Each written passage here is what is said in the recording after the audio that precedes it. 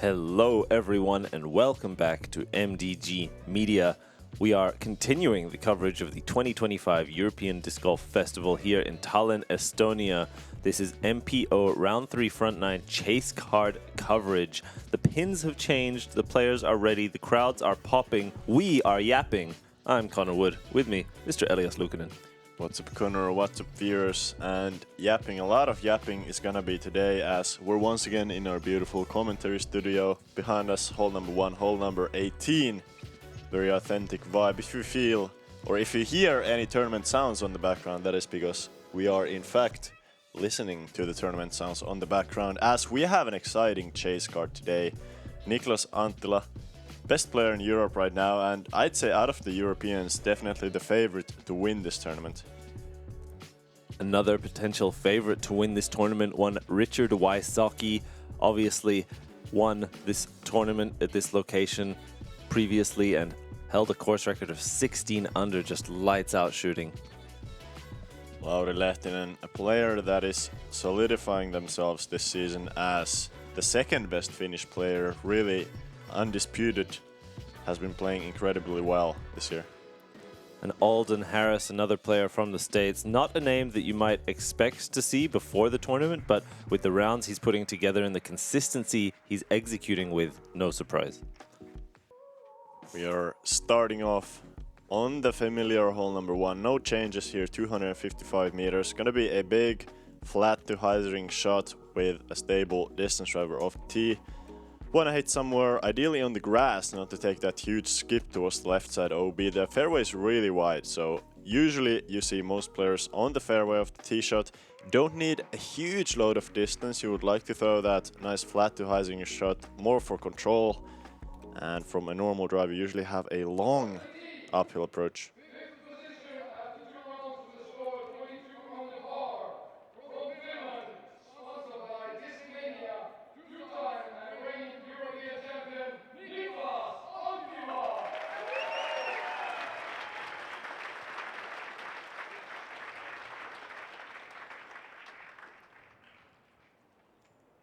You mentioned it, Elias. It very much feels like any tournament in Europe is Niklas's for the taking. The field this year obviously stacked with competitors also from the rest of the world, but still Niklas able to put his name at and near the top to kick off our round 3. Niklas, Anttila, a nice shape on this. Assuming he finds the late stability here, it should be a lot of good progress and a fantastic shot to get his round started.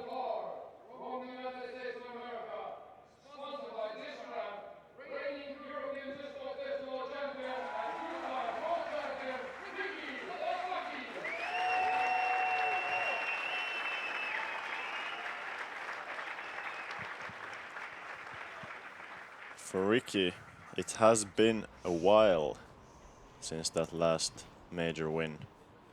I believe it was 2017 the last time he won a major when he got his second world title. That's a good shot to start off with. Gonna have a chance to birdie this hole, and really a quite realistic chance. From Finland, by latitude 64, Lauri Lehtinen. Lauri, you shot 11 down, 1072 rated, second day here at the European Disc Golf Festival. Tell us a bit about it. Yeah, it was a great round. I started out really good as I have been doing recently, but then slowed down on the back nine and got 2 bogeys, but 11 is still a good score here. It's enough to put you on the chase card, which is covered on MDG Media here. What can we expect to see from you tomorrow? I wish I can get the early birdies tomorrow as well. They're super important, and the easiest part of the course is the front nine, so that's important to get. This is Estonia's first major. What can you tell us about the player experience? It's awesome. I've been here, this is third time now, and it's just something else in the middle of the city and so many spectators here, and it's just unbelievable to be here. I love it. Anything else you'd like to say to our viewers or your people back home? Yeah, thank you for the support, everybody, and let's see how it goes tomorrow. All right, congrats on a great round and good luck. Thank you. It's great to see Lauri find some success. This year has been playing the best golf of his career, even after an off-season of potential uncertainty on his side. how much he wanted to commit to the sport. We also see great commitment to the width here. And we are all glad to see Lauri here and performing well. 18 under par. From the United States of America, sponsored by this media, Alden, Paris.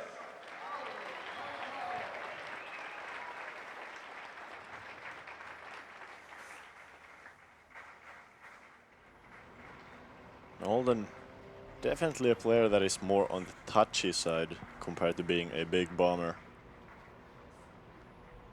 I love the way that the disc comes out of his hand. He has that frisbee style throw where it's very casual, a lot of spin, not that much speed, but just enough spin where he can throw the disc exactly where he wants to and far enough. Hole number 1, that's very much gonna be okay. As the approach, these players are really trying to hit it hard, and even you can try to go long on this one. It's almost impossible to find yourself long off the basket. And a great shot by Ricky there. Skips his way up just outside bullseye. Light work for him.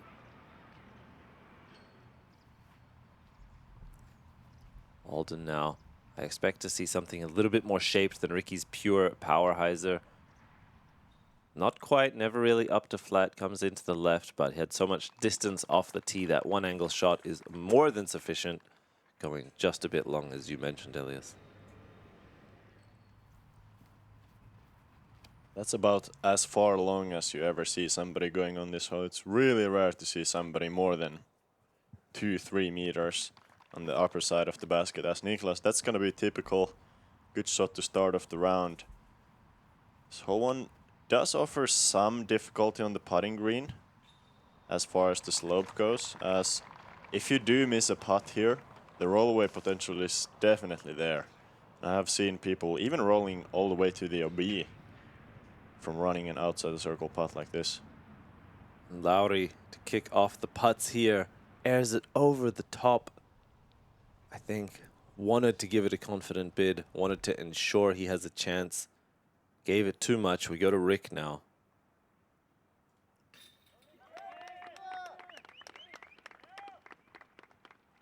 Very solid. And to be expected from Ricky. He knows that in order to catch the lead card today, it's gonna take some great scoring. The conditions once again, as Lauri, a short miss from 6 meters.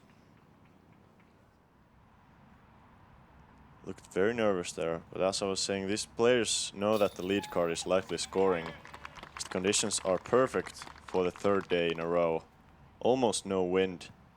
And if there is wind, it's usually from a favorable direction, as we're gonna see on the back 9. And there we go. Lauri with an unfortunate 3-putt to kick off his round, but should settle in. Niklas and Ricky, tons of experience on lead, chase, big major tournaments. They know what to do in these scenarios. For Lauri and Alden, perhaps a slightly newer experience. Moving on to a much more technical of a hole, hole number 2. This time we're going to the longer basket. So before it was a chip sidearm to the short basket, try to land on top of the hill. The shot now really is exactly the same. You maybe want to play it a couple of meters further, as you have a huge lobe behind this first basket. So if you go at all long off the shorter basket, you're usually going to be just pin high with the long one. Really touchy shot, and I feel like it's hard to park. Very common to see people landing a little bit short and taking that putt from about 8 meters or so. We see the forehand flex from Niklas gets caught up by that small rising crest to the left side of the fairway, right of frame from this angle. And that will leave him with a treacherous death putt and not even the easiest layup. I think he'll almost certainly have to play for 3 from there. And it's by no means easy. Ricky throwing a fantastic shot, managing the slope and the speed to perfection. Love the angle there from Ricky. Just going pure hyzer as Alden, huge early release. And this one hit OB, stayed OB. Deservedly so for such a bad early release. Pretty surprising. Alden is pretty accurate on these short shots usually. Definitely his strength, the touch game. And I like this a lot from Lauri to connect on the first skip up at the flat part of the hill. Skip down onto the slope is a really nice way to manage that. We see from both Ricky and Lauri a great adjustment to the new pin placement today. Alden now, a difficult bogey scramble. With the distance he has to the drop-off, he needs a perfect speed control to get within a reasonable or comfortable putting distance. And that one looks like he took another roll. OB number 2 on that shot. He must have hit the hillside on the right and rolled towards the right side OB. And Niklas, short layup. It's hard to put it under the basket now. A bit of a tester. We did see a shaky release on hole number 1. This one much more in the middle. Well done there.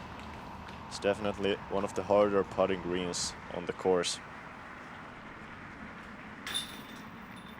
And Alden now, a lot of damage to his scorecard with a triple bogey on hole 2. It's so interesting to see the statistical difference by just moving the basket 8 or 10 meters back. Such a swing in scoring and also in the player's mental approach. You mentioned, Elias, the tee shot is effectively the same, but the mind game of how much risk do you take and the decisions you make. What does it change statistically for us here with the new pin? Yeah, now this hole is just barely averaging under par. Before it was very easy, and especially the putting is the hardest hole to make a C2 putt on, which is to be expected. Spooky green there on 2. We proceed to hole 3. Nothing has changed here, however. This is a par 3 at 93 meters with 3 guardian trees to beat. You have effectively a quadruple mando, although not through the rules. You have to beat the low ceiling, the high floor, and the left and right gaps. Break out through that gap into this right to left sloping green and beat this final guardian. There is OB lining the left side, the right side, and long, but I'd say really only that left side OB comes into play often. For the forehand, which the majority of players are going to shape something slightly overstable, flat through the gap, you can bring the right side into play, but it's fairly uncommon. Ricky, that'll leave him just outside circle's edge. He's a machine at that distance. We've seen it before. We know it. Yeah, I like the aggressive speed from Ricky. Yes. For some reason on this hole, it's pretty hard to go long. I feel like most shots, if they are short or long, they're usually more on the short side. Lauri, very similar, great touch. This is absolutely a hole you need to pick up to be competitive at this tournament. The easiest hole on the course. And Niklas still has a chance with a bit of a pull out of the hand. I bet he was scared of that first branch on the left, which could potentially even kick your disc OB if you hit it. And a good flex from Alden there. Quite an overstable disc, shaped nicely, looking like a bounce back for him. This is an interesting hole, as you mentioned, speed and disc choice. As we go to Niklas's putt here. Chains out to the left side, just splashing the metal. A lot of players could, in theory, throw a mid-range or even an approach disc. Great putt by Rick, but that fairway just plays so much more friendly. And as you said, so rare anyone goes long. I feel like this hole it's a testament to what's the level on the well, not even on the Disc Golf Pro Tour, but at a major nowadays. As this hole, you have 68% of the field being inside the circle after 1. So pretty much everybody has this shot down most of the time. Everybody playing the tournament. And I feel like the level that you have to be, a level of a player you have to be to even attend a major like this, it's just getting so high. I believe there were maybe 4 players under 1,000 rated at this tournament. Sounds insane to me.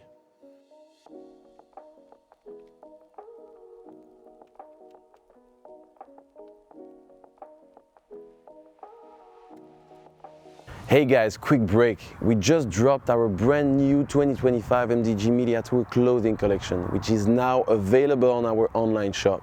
You will find fresh apparel and a full lineup of discs. If you like what we do, if you want to support the project, this is the best way. See you on the website and enjoy the video. moving on to another extremely scoreable hole, hole number 4. 183 meters this time, as we have to fly through the gap of the tee, throw your overstable right hand backhand through the gap and fade left. Ideally fade further left than stay straight, because the only problem if you get through the gap is going to be too far straight and to the right. Now we're playing to the longer pin placement, which doesn't make the hole really much more difficult. It does take away the stupid, or I guess brain dead, big hyzer shot on the backhand. But otherwise, really everything else is still on the table. You can go over the trees with a grenade overhand, some really spiky forehand, or just a nice little straight putter shot on the second.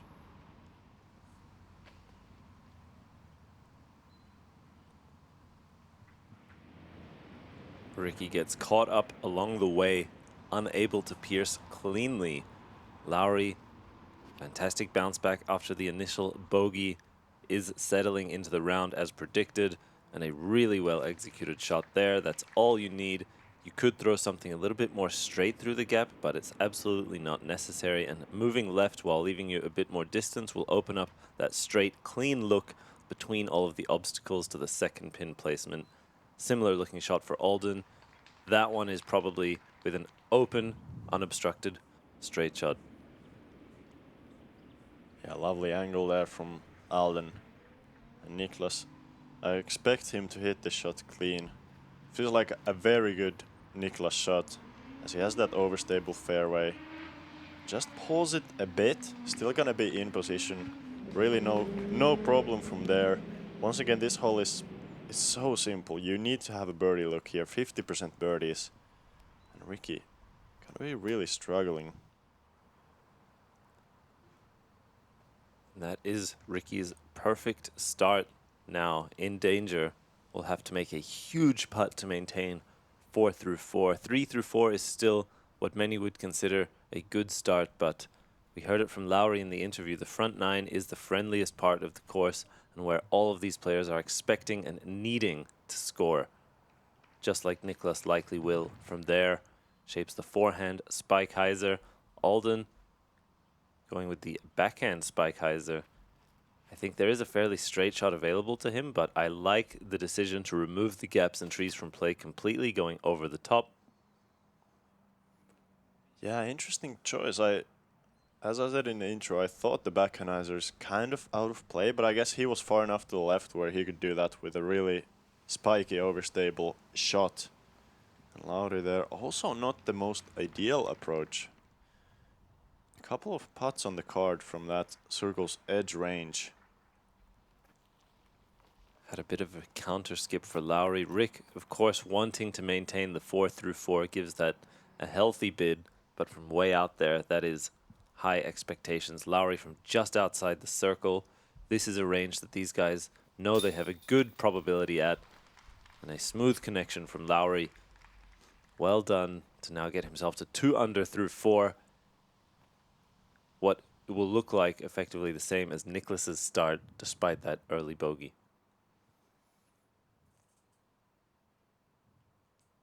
Alden, spinny putt under the low ceiling, really well done.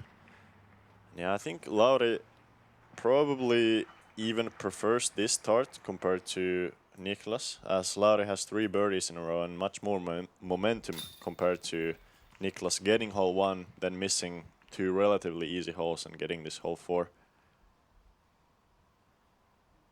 I guess it really depends on the player, but personally I feel like more birdies with some bogeys sprinkled in does give you some more energy on the round compared to just having a couple pars, couple birdies. I would agree. Once you start mixing in pars, your round can begin to feel a bit flat. This birdie or bogey dynamic is really ride or die. You're aggressive, you're pushing, you're playing for every single chance. Sometimes it goes your way, sometimes it doesn't. We will see if hole 5 goes their way now. Par 3, 127 meters. Despite this initial rise that they need to beat early on, it plays softly, I think, downhill, net from tee to green. You have this tunnel of trees to beat and a steep slope off to the right, particularly once you get to the green, with OB lining the entire way. A lot of players are going to be shaping a backhand hyzer flip that goes completely straight, ideally not moving left or right, or a forehand, and then they just need to manage that late rightwards finish. We go to Lauri now. Very early out of the hand, but doesn't pay much of a price. He's even putting from far circle too. By far the best case scenario for that kind of a shot. This is the sort of shot I mentioned in terms of shape, almost completely straight, although a bit short for Alden. That is quite common, and you'd almost rather be short of the pin, putting straight at it, than pin high and left, because then you would be putting towards the slope. A lot more danger there.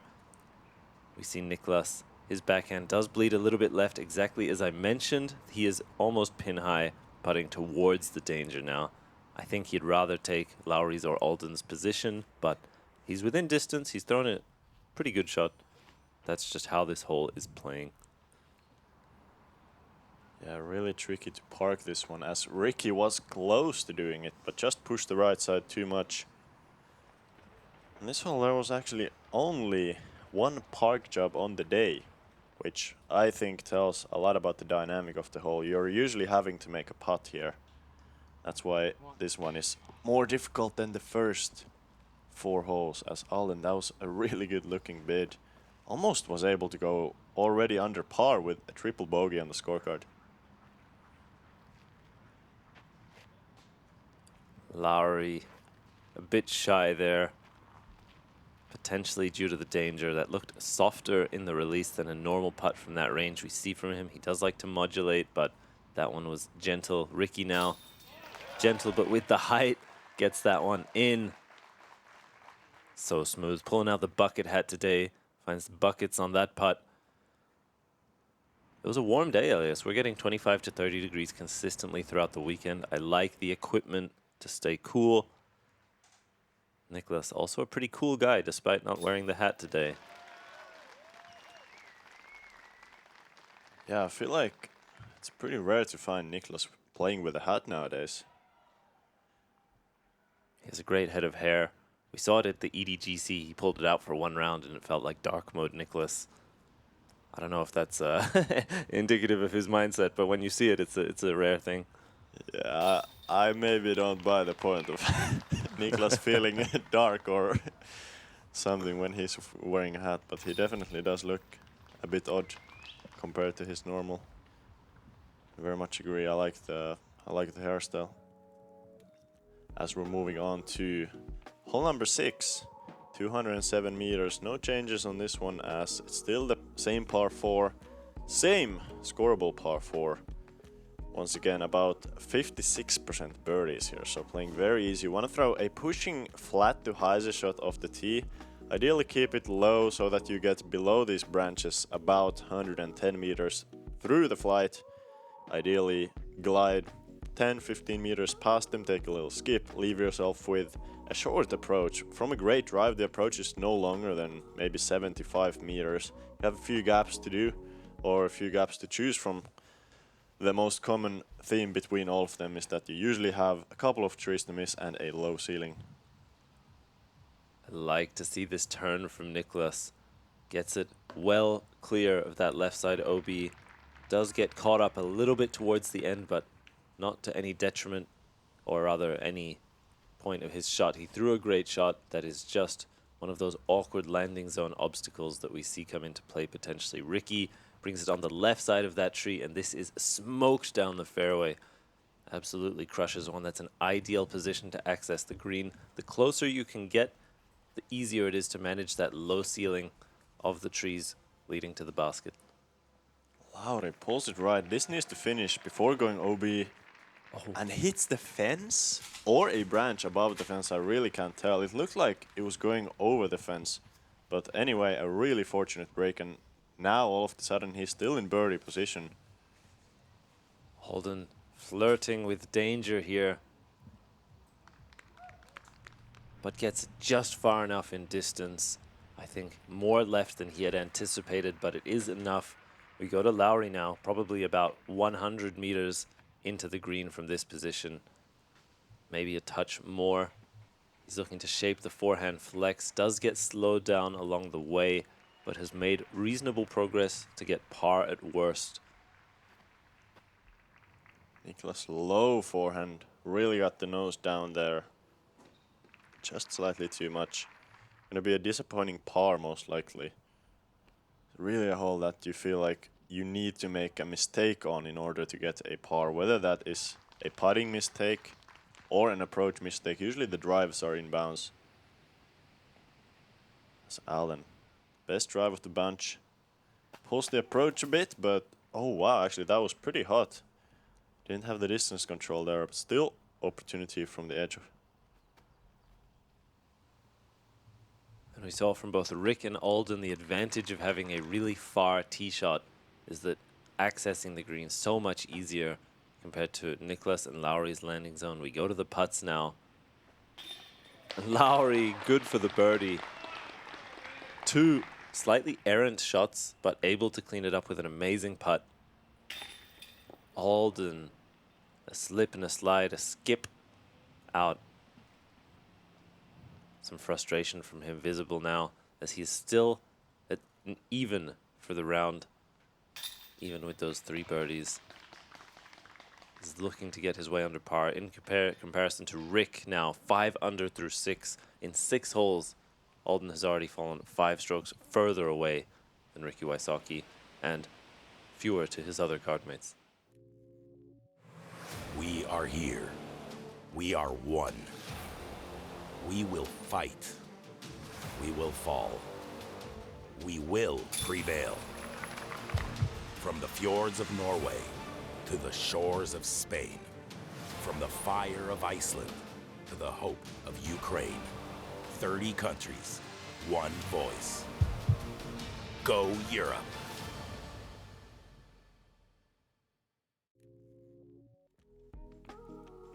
We proceed to one of, if not the most dangerous hole on the course, hole 7, this par 4, 185 meters. You have to beat this initial Mando off to the right, forcing players into this tunnel. In this tunnel, you have a high rising floor with the hill, low hanging branches for the ceiling, the left to right slope, so many things trying to prevent your drive from getting good distance. You then, from an ideal position on your second shot, try to cross into this island and stick it. If you don't stick the island, you throw again from the short side. There is a peninsula of safety off to the right of the green that extends towards the fairway, but landing there most often isn't really a true putting range. It's just a way to lay up safely into the island. Ricky gets this really far inside left, and I think that will play nicely. He's up at the flat part of the fairway. Should give him a look to access the island in 2. Lauri, another great skip, huge skip even. Wow, so much speed on the disc. I mean, I think Lauri earlier, he was talking about that he's throwing the disc harder and more effortlessly than any year before. And you could see it on that shot. Even in the thick grass upslope, he got an incredible skip. As Niklas, a very similar shot, but just the difference in speed, leaving him about 15 meters shorter. I feel like Lauri's form in particular looks very minimal in the sense you don't see him doing too much that stands out. It's just his timing is perfect. We go to Niklas now, fighting to hit the island in 2. Shapes the forehand, beats the wall, finds himself in the bullseye. Look at the curl up, Elias. Beautiful touch. That's such a perfect, I feel like such a perfect distance for Niklas's forehand. I really never see him missing a gap like that with a forehand. Definitely an underrated forehand player in my opinion, as Ricky just barely over the wall, but the result is going to be perfect. Very entertaining stuff, as usually is on this hole. The scoring spread is just perfect for the viewer, as that is short. This hole doesn't have a lot of pars represented in the score, in the range of scores, as only 24% par, 46% birdies, and the rest is something worse. Oh, and Lauri has such an amazing tee shot. His approach, even while looking very gentle, almost goes long, curls back in bounds. That is a 2-stroke swing for Lauri between staying OB long and coming back. 2 strokes at a minimum. And Alden there finds himself once again out of bounds. The rule of this island is that if you do not stick it, you continue from the short side. He will continue to throw now until he's able to stick the island. A critical moment for the future of his round. And you see why now this hole is so dangerous. By far the biggest chance to blow up. And we see exactly why. Alden finally able to stick it. Ultimately the putter and hyzer backhand. I don't want to be too presumptuous, but as a player, at least in that moment, you feel like your round is effectively over in the sense of being a competitive scoring round.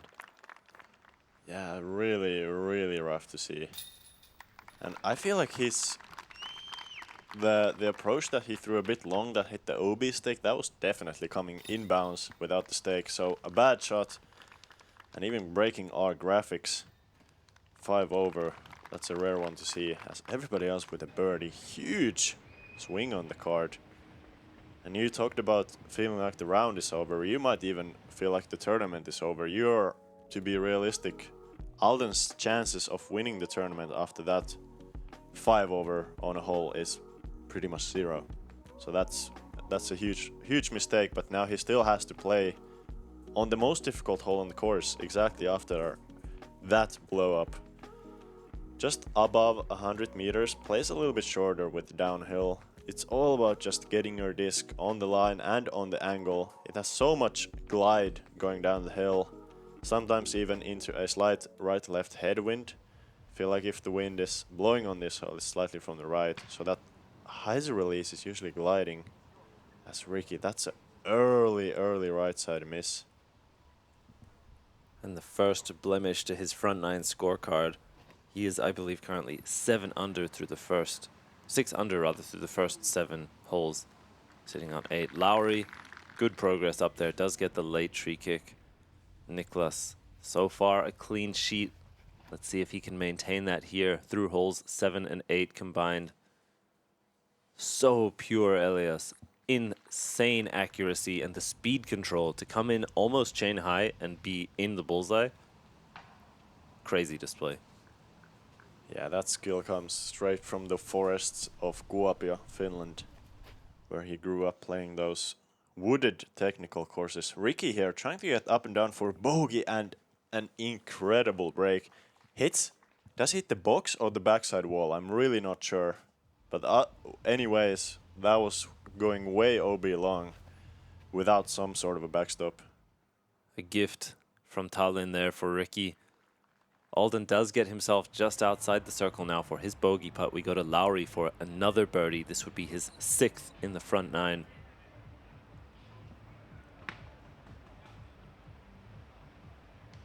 Confusing perspective. From this angle, it looked like he was in the circle even, but a lot of distance to the left.